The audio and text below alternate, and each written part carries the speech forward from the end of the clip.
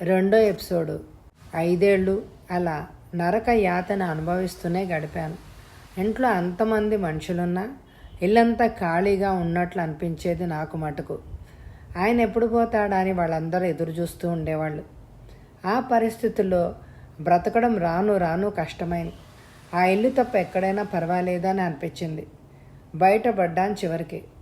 చెప్పకుండానా? చెప్తే ఆయన రానిచ్చేవాడు కాదేమో.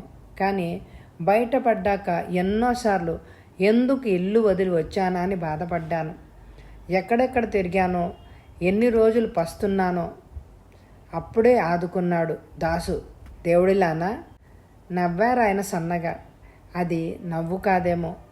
వాడు దేవుడు అనుకున్నా నా క్షణంలో. కానీ వాడు కషాయవాడని తెలుసుకోవడానికి ఎంతో కాలం పట్టలేదు. వాడు సేవ చేసే చిల్లర దేవుడికి నన్ను నైవేద్యం పెట్టాలని చూశాడు. వీలు దొరకగానే తప్పించుకున్నాను. మీరు కలిశారు. ఇంతకీ నీకు పెళ్ళైనట్ట కానట్ట? నవ్వుతూ అడిగారు ఆయన.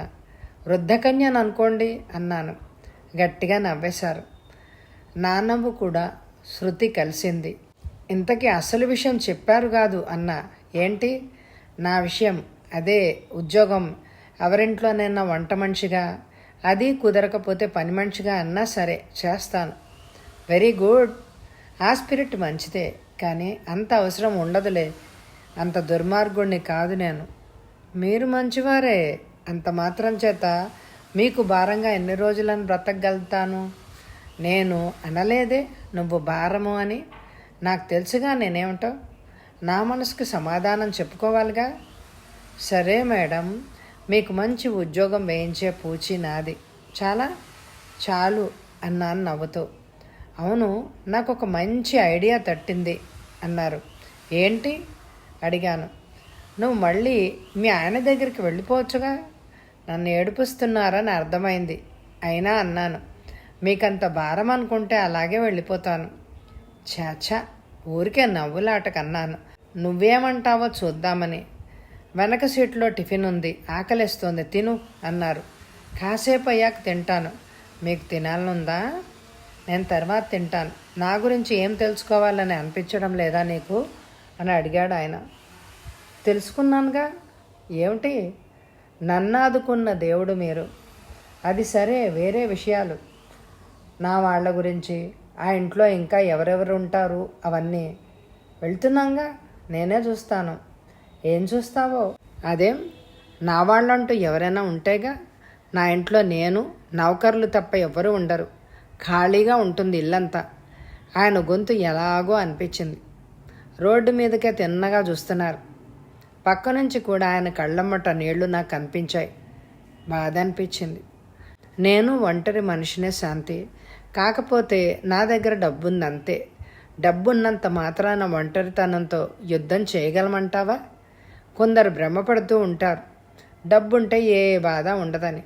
అది కొంతవరకు నిజమే. కానీ అన్ని బాధలకి డబ్బు మందు కాలేదు. అందుకే నా బాధకి ఒక మందంటూ దొరకలేదు ఇంతవరకు. జాలేసింది. అదేంటి? అక్కడికి నేనేదో హాయిగానే ఉన్నట్టు. పెళ్లి చేసుకోలేదే ఇంతవరకు మీరు? నిజమే, మంచి ప్రశ్నే అడిగావు. పెళ్ళి నా బాధకు సరైన మందని చాలామందే అన్నారు. కానీ నేను చేసుకోలేదు. కారణం ఎందుకులే, ఇంకోసారి ఎప్పుడైనా చెప్తాను. మౌనం రాజ్యం చేసింది ఎంతోసేపు. తలరాత అంటారు. నిజంగా దేవుడే రాస్తాడా ప్రతి మనిషికి? ఇలా ఎందుకు రాస్తాడు? ఏదో ఒక దురదృష్టాన్ని రాస్తాడు మనిషి నుదుటన. అదంతా అదృష్టం. రాసే మనిషి గర్వంతో వెర్రవీగి తనని మర్చిపోతాడు అనే భయమేమో, లేక బాధగా ఉంటే గాని సుఖం విలువ మనిషికి తెలియదనా? ఏమిటో సమాధానం. అన్నీ ఉండి ఇంకా ఎందుకు బాధపడుతున్నాడు ఈయన అని అనిపిస్తుంది అందరికీ ఆయన్ని చూసినప్పుడు. ఆయన వెనకనున్న డబ్బును చూసి అలా అనుకుంటారేమో. కానీ ఆ డబ్బు ఆయన బాధను తీర్చలేకపోయిందిగా. నాకు సాయం చేశారు, చేస్తున్నారు కూడా. బదులుగా నేను ఆయనకి ఏమన్నా చేయగలిగితే బాగుండు. ప్రయత్నించాలి. నిద్ర వస్తోందా శాంతి అడిగారు ఆయన. లేదండి. నిద్ర వస్తే పడుకో. నాకెలాగూ తప్పదు జాగారం. నువ్వన్నా పడుకో. పడుకున్నాను. కళ్ళు మూసుకొని వెనక సీట్లో. ఉయ్యాలు ఊగుతున్నట్టు అనిపించింది. కమ్మటి కలలు కంటూ నిద్రలోకి జారిపోయాను. హాయిగా నిద్రపోయాను. తెల్లారి ఆయన లేపేదాకా మెలకు రాలేదు. డాక్టర్ స్వాగతం. ఇంట్లోకి తీసుకువెళ్ళాను శాంతిని. ఈ ఉదయం ఎందుకో చాలా అందంగా ఉంది. రాత్రంతా డ్రైవింగ్ చేసినా అలసట అనిపించలేదు. పైపెచ్చి ఉత్సాహంగా ఉంది. బాలయ్యని పిలిచాను. ఏంటి బాబుగారు? అమ్మాయి గారికి పైన గది చూపించు, స్నానానికి నీళ్లు తోడి కావలసినవన్నీ చూడు అన్నాను. అలాగే బాబుగారు. శాంతి స్నానం చేసి రెస్ట్ తీసుకో. రాత్రి ప్రయాణంలో నిద్ర సరిగ్గా పట్టి ఉండదు. తర్వాత మాట్లాడుకుందాం. ఏదో చెప్పబోయింది తను, కానీ ఆగిపోయింది. సరేనంటూ తలూపి బాలయ్య వెనక్కాలే వెళ్ళిపోయింది. నేను బాత్రూంలోకి వెళ్ళి మొహం కడుక్కున్నాను. వంటిట్లో ఫ్లాస్క్లోంచి కాఫీ పంపుకొని బెడ్రూమ్లోకి వచ్చి కూర్చున్నాను, కాఫీ తాగుతూ. ఏదో యుద్ధంలోకి వెళ్తున్నప్పుడు కలిగే ఉత్సాహం నన్ను ఆవహించింది. మనసంతా ఆలోచనలతో నిండిపోయింది. ఏదో చెయ్యాలి అనే ఆలోచనలు. శాంతికి ఏదో ఒక దారి చూపించడం కాదు, తన జన్మ సార్థకం అవ్వాలి. అటువంటి దారి చూపించాలి. అంతటి సౌందర్యం వృధా కాకూడదు. ఆ మూర్తిని చూస్తున్నప్పుడు ఎవరైనా మైమర్చిపోతారేమో. అటువంటప్పుడు ఆ మనిషి చేత కేవలం పొట్ట నింపుకోవడానికి ఉద్యోగం చేయించడమా? ఎలా? వీల్లేదు. ఆ జన్మకి అది గమ్యం కాదు. ఆకాశంలో మిలమిలా మెరిసే తారక లాంటిది శాంతి. భూమి మీద ఉన్నంత మాత్రాన అజ్ఞాత జీవితం గడిపి మగ్గిపోవాలా? వెలిగిపోవాలి. అందరి నోళ్లలోనూ ఆమె పేరు నిలబడాలి. ఆ మూర్తిని ఆరాధించాలి. తమ గుండెల్లో గుడి కట్టి పూజించాలి. ఆ ఆరాధనకు, పూజకు అర్హమైందేగా ఆ జీవితం, ఆ సౌందర్యం. ఏం చేయాలి? ఏ దారి నన్ను నడిపించాలి? ఆమెను సినిమాల్లో చేర్పిస్తే తప్పకుండా పనికొస్తుంది. లక్షలాది ప్రజల హృదయాల్లో చెరగని ముద్ర వేసుకొని నిలిచిపోతుంది. కానీ ఆ అందం చులకనైపోతుంది కూడా. మాసిపోయి మలినమైపోయే అవకాశం కూడా ఉంది. అలా కాకూడదు. ఎప్పటికీ పువ్వులాగానే ఉండాలి శాంతి. ఎప్పటికీ నవ్వుతూనే ఉండాలి. మరేం చేయాలి? ఆమెకి ఏ మార్గం, ఏ గమ్యం ఆనందాన్ని ఇస్తుందో అది కూడా ముఖ్యమే కదా. ఏమిటి ఊహలు? నవ్వొచ్చింది నాకు. కాస్త పరిచయం ఉన్న ఆ మనిషి సంతోషం కోసం నా మనసు ఎందుకింత ఆరాటపడుతోంది? ఆమె నుంచి నేనేం ఆశిస్తున్నాను? ఏమో. తనకి కావాల్సిందేమిటో తెలుసుకుని ఆ గమ్యం సాధించడానికి తపస్సు చేసేవారు కొందరు. తాము చేరవలసిన గమ్యం ఏంటో తెలుసుకోకుండా, తమకి కావలసిందేమిటో తెలుసుకోకుండా పరుగులు తీసేవారు మరెందరో. నేను ఆ రెండో కోవకే చెందుతానేమో. ఏమో. ఏది ఏమైనా ఆమెకి సుఖ సంతోషాలు దొరకాలి. ఎంతో ఉన్నత స్థానాన్ని చేరుకోవాలి ఆమె. దానికి నా చేతనైనంత కృషి చెయ్యాలి. ఎంతసేపు ఆలోచించాను. తనకి పేరు రావాలి, కానీ ఆ పేరు వస్తూ అశాంతిని, ఆరాటాన్ని వెంటబెట్టుకొని రాకూడదు. తను ఎంతో గొప్పది కావాలి, కానీ ఆ గొప్పతనం నన్ను నిర్లక్ష్యం చేసేటటువంటి గొప్పతనం కాకూడదు. నాట్యతార శాంతి. ఆ అక్షరాల వెలుగు కనిపించాయి. అదేమిటో రకరకాల భంగిమల్లో కనిపించింది శాంతి మరిసిపోతూ. చిత్రం. అవును, నాట్యం కోసం పుట్టిందేమో శాంతి. నాట్యం నేర్పించాలి. నిజానికి నేర్పించడం కాదేమో. ఆమె నడకే నాట్యంలాగా ఉంటుంది. ఎంత సాదాగా నడిచినా ఆ నడకలో ఎంతటి వయ్యారం. శాంతి లాంటి నాట్యతార ఎక్కడా ఉండకూడదు. ఆమె పేరు మోగిపోవాలి. గజ్జె కట్టగానే కనకవర్షం కురవాలి. కరతాళ ధ్వనులు వినిపించాలి. అందరినీ తలదన్నే స్థానాన్ని సంపాదించాలి శాంతి. ఇంతకీ తను ఒప్పుకుంటుందా? ఎందుకు ఒప్పుకోదు? అటువంటి స్థానం చేరుకోవాలని, పేరు ప్రఖ్యాతలు సంపాదించాలని తనకి మాత్రం ఉండదా? కాకపోతే స్వాభిమానం అడ్డు రావచ్చు. నా డబ్బుతో బ్రతకటానికి ఇష్టపడకపోవచ్చు. నచ్చ చెప్తే సరి. బాలయ్యని కేకేశాను. వంట మనిషి వచ్చింది ఏం కావాలంటూ. బాలయ్య లేడా? బయటికి వెళ్ళాడు బాబు. దేనికి? తెలియదు బాబు. శాంతి పంపించిందేమో ఏదైనా పని మీద. సరే నువ్వెళ్ళు అంటూ దాన్ని పంపించేశాను. పైకి లేచి నడిచాను. వెంటనే అంత శాంతితో చెప్పి తనని ఒప్పించాలి అని అనిపించింది. ఏం చెప్పినా వినకూడదు, ఎలా అయినా ఒప్పించాలి. తలుపు తీసే ఉంది. తలకాయ దూకుంటోంది. నేను గదిలోకి అడుగు పెట్టేసరికి అప్పుడే స్నానం చేసినట్టుంది తలారా. తల మీద నీటి బొట్లు అక్కడక్కడ ముత్యాల్లాగా మెరుస్తున్నాయి. ముఖం కూడా కడిగిన ముత్యంలా ఉంది. వింత సోయగం, ఎదుటి మనిషిని పులకింపజేసే నిగారింపు ముఖంలో. మీరు ఇంకా పడుకోలేదా అడిగింది. లేదు. ఏ? రాత్రంతా అన్ని 100 మైళ్ళు నడిపారు కార్ని. అలసటగా లేదు? ఉంది, కానీ ఏం చేయను, బోలెడంత పనుంది. పడుకుంటే ఎలా కుదురుతుంది? అంత మునిగిపోయే పనులే ఉంటాయి. నీ విషయం చూడొద్దా అన్నాను నవ్వుతూ. వీలైనంత తొందరగా నన్ను పంపించేయాలని చూస్తున్నారన్నమాట. ఇంకొక రోజు మీ ఇంట్లో తిండి తిన్నంత మాత్రాన మీ ఆస్తి ఏం తరిగిపోదులేండి, వెళ్ళి పడుకోండి అంది. అదేం లేదు, పడుకుంటాలే, కానీ ముందు నాకు ఒకటి చెప్పు అన్నాను. ఏంటి? నీకు నాట్యం అంటే ఇష్టమేనా? ఉన్నట్టుండి ఆ ప్రసక్తి వచ్చింది ఎందుకని? చెప్పు. చెప్తా.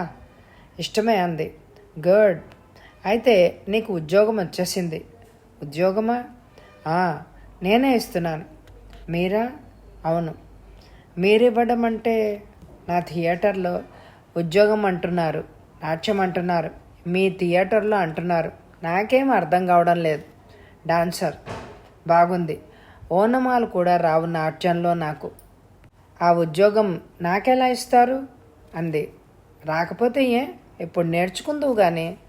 నేర్చుకునేదెప్పుడు, ఆ ఉద్యోగంలో చేరేదెప్పుడు? నువ్వు ఎప్పుడో ఉద్యోగానికి చేరినట్టే లెక్క. పట్టుదల ఉంటే 6 నెలల్లో నేర్చుకోవచ్చు. నీకు వేరే పనేం ఉండదుగా. నీ టైం అంతా దానికే ఉపయోగిస్తే సరి. ఏమోనండి, ఇంకేం ఆలోచించబోకు. దేవుడు నీకు కొంత పొటెన్షియల్ ఇచ్చాడు, దాన్ని సరైన మార్గంలో పెట్టు. మెరుగులు పెట్టుకోవడం మనవంతు. 6-7 నెలల్లో తేలిగ్గా నేర్చుకోవచ్చు. నీకు నమ్మకం కుదిరిన రోజే అరంగేట్రం ఇవ్వచ్చు అన్నాడు. మీరు చెప్పడం చూస్తుంటే అంతా చాలా తేలిక అనిపిస్తోంది, కానీ మాటలా అంత తొందరగా నేర్చుకోవడం? నువ్వు నేర్చుకోగలవు, నాకు తెలుసు.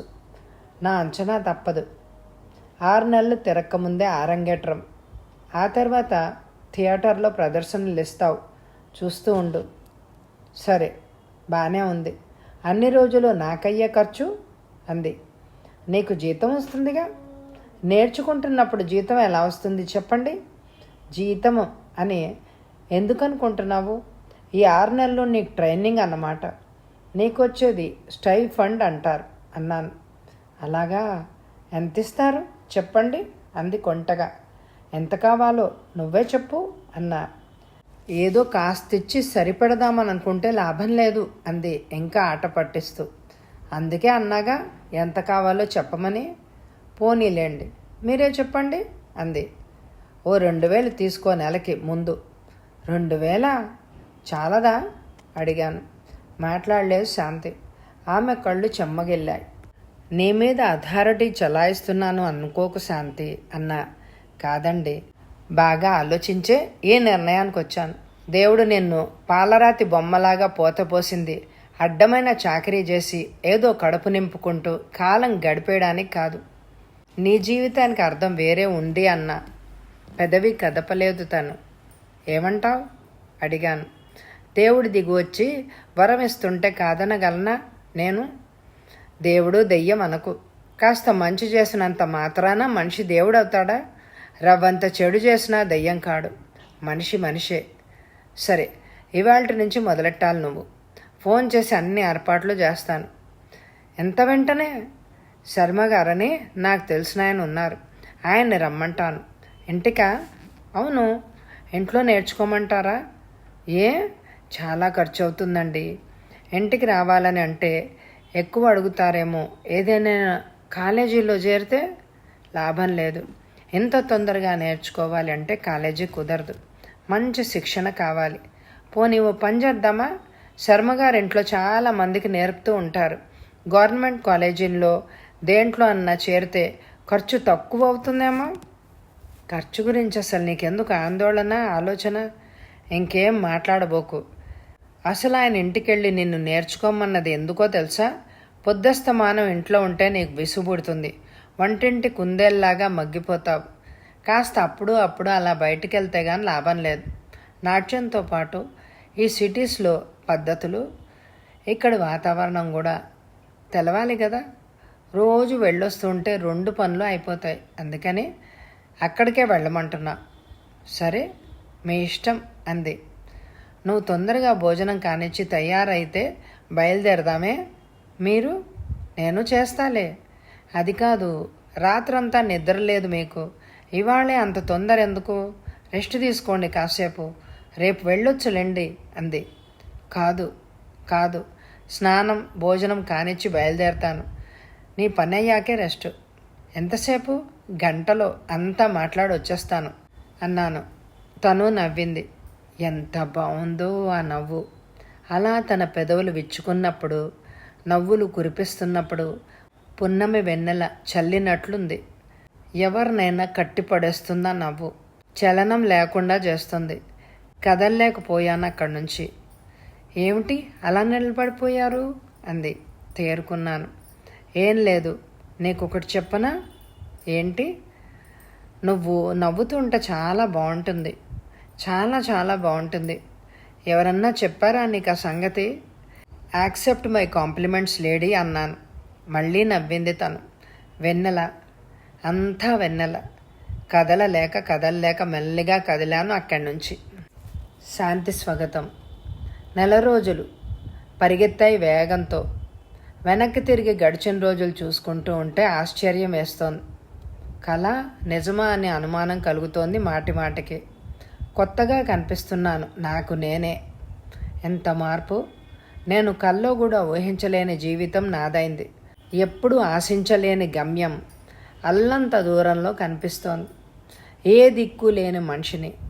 తినడానికి తిండి లేక ఆ పొట్ట పోసుకోవడమే సమస్యగా తయారై ఏదో బ్రతుకుదాము అని అనుకున్న నాకు బంగారపు భవిష్యత్తును ప్రసాదించారు డాక్టర్ గారు. రేపు మనిషికి ఊపిరి పోసేది. కమ్మటి కలలు కంటూ ఆ రేపు కోసం ఎంతో ఆశతో, ఆత్మబలంతో ఎదురుచూసే అదృష్టం కల్పించారు. ఆ రోజు ఇంకా గుర్తుంది. ఎలా మర్చిపోను. హడావిడిగా బయలుదేరేశారు శర్మగారి దగ్గరికి. అంత అలసటగా ఉన్నా ఆయన ముఖం మీద మాత్రం ఉత్సాహం కనిపించింది. ఉరకలు వేస్తూ, ఎదుటి మనిషికి సాయం చేస్తూ ఉత్సాహంతో తన బాధల్ని మర్చిపోవడం సాధ్యమైన పనేనా? డాక్టర్కి సాధ్యమైంది. నా సుఖంలో ఆయన తృప్తి వెతుక్కుంటున్నందుక, నా సంతోషం తన సంతోషంగా పంచుకుంటున్నందుక? అంతేనేమో. ఏమనాలి ఆయన్ని? దైవత్వం ఉన్న మనిషనా లేక మనిషిగా పుట్టిన దేవుడనా? మొదటి రోజు శర్మగారింటికి వెళ్ళిన రోజు. ఆ రోజు డాక్టర్ చేసిన ఆర్భాటం బాగా గుర్తుంది. పూజ చేయించారు ముందు నా చేత. తర్వాత వెంటనే మొదలెట్టమన్నాడు శాస్త్రి గారితో. ఒక కొత్త అనుభవం, వింత అనుభవం. నాకెంతో తృప్తినిస్తూ ఊపిరి పోసిన అనుభవం, పోస్తున్న అనుభవం. అడుగులు నేర్చుకుంటూనే అలవి కాని ఆనందంలో మునిగిపోయాను. అందరినీ వదిలి అక్కడి నుంచి పారిపోయి ఎక్కడికో, ఎవరూ లేని చోటికి పోయి పురివిప్పిన నెమలిలాగా ఆడాలి అని అనిపించింది. ఆవేశం.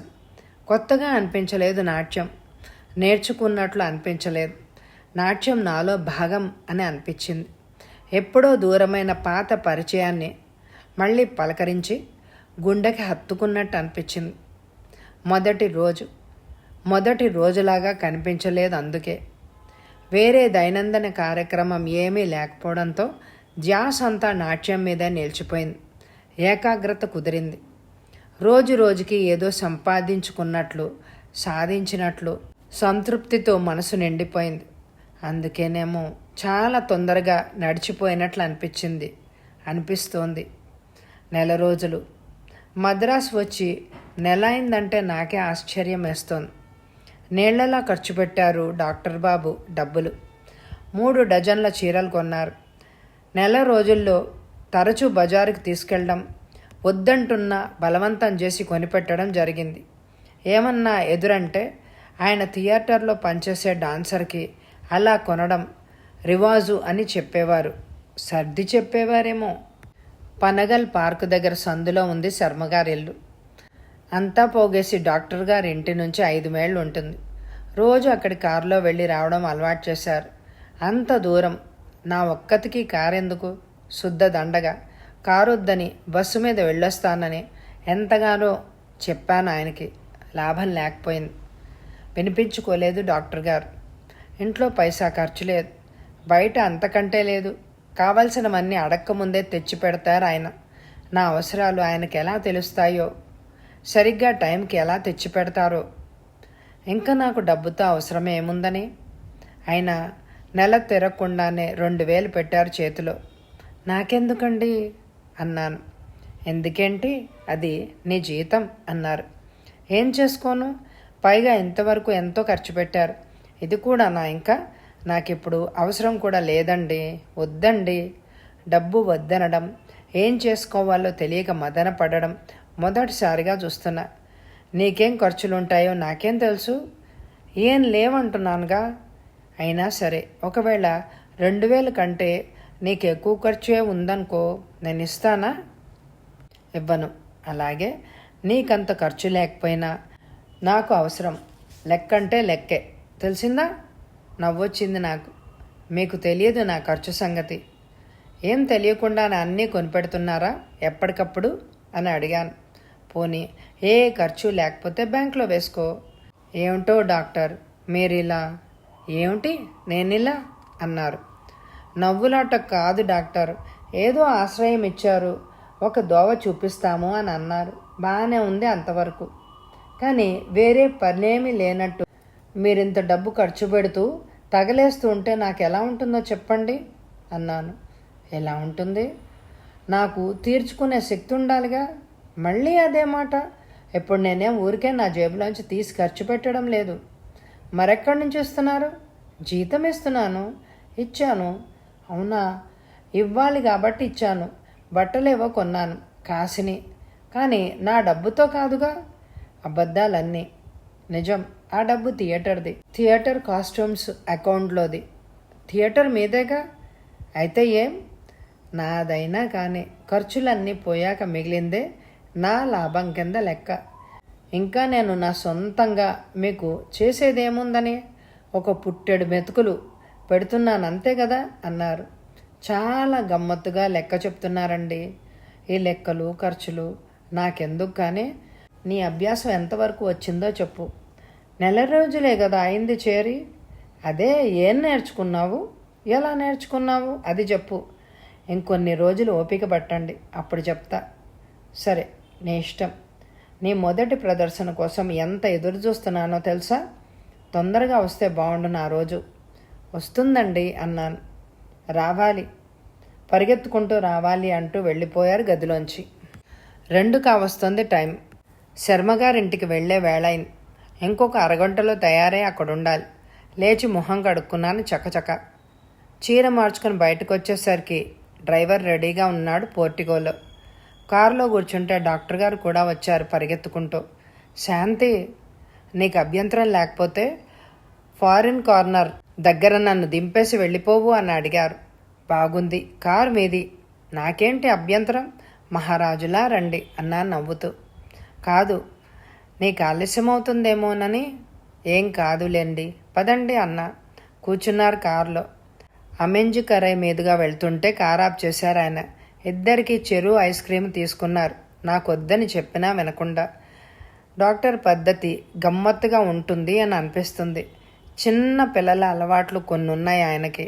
పాలు తాగడం, ఐస్ క్రీమ్ తినడం, పెప్పర్మెంట్లు చప్పరించడం. వాటి వల్ల నష్టమేం లేదు, కానీ చూసేవాళ్ళకి కాస్త తమాషాగా ఉంటుంది అంతే. ఐస్ క్రీమ్ తింటున్న డాక్టర్ని చూస్తుంటే చిన్న కుర్రాడు మెదిలాడు నా మనసులో. ఎందుకో జాలేసింది ఆయన మీద. ఆలనా పాలనా చూసుకునేందుకు, నా వాళ్ళని చెప్పుకునేందుకు ఏ తోడు లేదు. ఎంతమంది నౌకర్లున్నా సొంత వాళ్ళు ఎలా అవుతారు? ఆయన చెప్పిన దాంట్లో నిజముంది, అనుభవము ఉంది. డబ్బు అన్ని సమస్యల్ని తీర్చలేదు. ఆయన్నే చూస్తూ ఉంటే అడిగారు నన్ను, ఏమిటి అలా చూస్తున్నావు? మీకు ఐస్ క్రీమ్ చాలా ఇష్టమా? అవును, చిన్నప్పటి నుంచి అలవాటు. ఏ అలా అడుగుతున్నావు? నీకు ఇష్టం లేదా ఐస్ క్రీమ్ అంటే? ఎందుకు లేదు, కాకపోతే మీలా అలవాటు లేదులేండి అన్నా. టిఫిన్ చేద్దామా అడిగారు పాణిని రాగానే కారులోంచి దిగుతూ. మీకు ఆలస్యం కాదు అడిగాను. కాదులే అన్నట్టు. నువ్వు వెళ్ళాలిగా తొందరగా. మర్చిపోయాను ఆ సంగతి. సరేలే నేను వస్తాను అంటూ వెళ్ళిపోయారు ఆయన. కథ వచ్చే ఎపిసోడ్లో కొనసాగుతుంది. మరి ఈ ఎపిసోడ్కి ఎక్కువ లైకులు ఇచ్చేస్తారు కదూ. రేపు పొద్దున్న 11 గంటలకి మళ్ళీ కలుసుకుందామా? Thank you very much my dear friends.